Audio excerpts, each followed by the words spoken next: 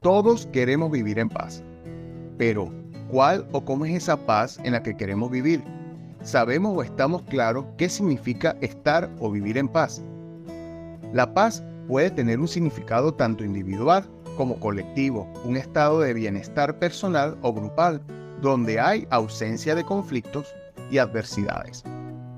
Por ejemplo, la falta de paz podría ser generada por no tener empleo, no tener fuentes de ingreso para cubrir las necesidades básicas, conflictos familiares o personales, no tener vivienda. Falta de paz también puede darse por opresión, estrés, esclavitud, ofensa, enfermedades, etc. Cada quien debe identificar aquello que le produce falta de paz. Nuestro Señor Jesucristo nos enseñó y dejó su paz, esa paz que viene con el nuevo nacimiento, una vez que hemos recibido el don del Espíritu Santo. Primero, Él nos dice en Juan 14:20, en aquel día vosotros conoceréis que yo estoy en mi Padre, y vosotros en mí, y yo en vosotros. ¿Y cómo es esto? Sigue en el 26, mas el Consolador, el Espíritu Santo, a quien el Padre enviará en mi nombre, Él os enseñará todas las cosas y os recordará todo lo que yo os he dicho.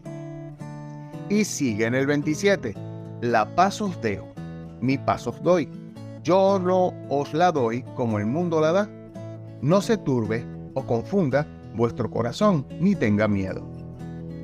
En el contexto del libro de Gálatas capítulo 5, la palabra de Dios nos dice que la paz forma parte del fruto del Espíritu. ¿Se acuerdan? De ese consolador prometido en Juan 14:26 y que acabamos de leer.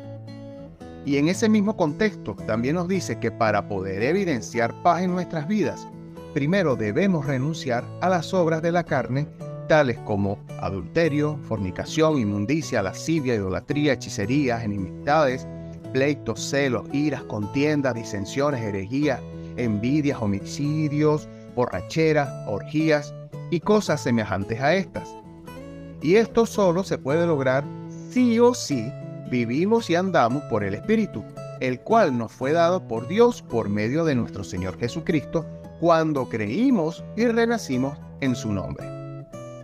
También en el contexto de Colosenses capítulo 3, la palabra de Dios nos dice que si en efecto hemos sido renacidos y renunciado a las cosas terrenales, entonces debemos enfocarnos en ejercitar la mente e interesarnos en los asuntos de Dios, buscando las cosas de arriba, donde Cristo está sentado a la diestra de Dios, y como resultado, el versículo 15 dice, y la paz de Dios gobierne en vuestros corazones, a la que asimismo fuisteis llamados en un solo cuerpo, y sed agradecidos.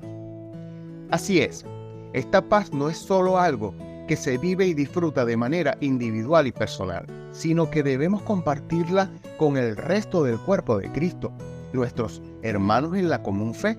Hemos sido llamados y habilitados para vivir y manifestar la paz de Dios, y también llevar y transmitir esa paz a otros. A tales Jesucristo llamó pacificadores, en Mateo 5:9. Bienaventurados los pacificadores, porque ellos serán llamados hijos de Dios. La principal necesidad de paz en nuestras vidas deriva de las preocupaciones o afanes. Sean cuales sean esas preocupaciones, la palabra de Dios nos dice en Filipenses 4:6, por nada estéis afanosos, sino sean conocidas vuestras peticiones delante de Dios en toda oración y ruego, con acción de gracias.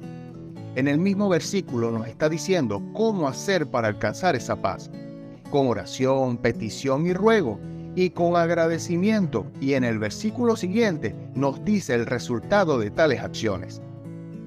Y la paz de Dios, que sobrepasa todo entendimiento, guardará vuestros corazones y vuestros pensamientos en Cristo Jesús. Qué necesario e importante es procurar y trabajar esa paz que nos dejó nuestro Señor Jesucristo, y ver cómo Dios nos ama y protege, gobernando, guardando y afirmando nuestros corazones y pensamientos en su paz. Dios los bendiga. Hasta la próxima.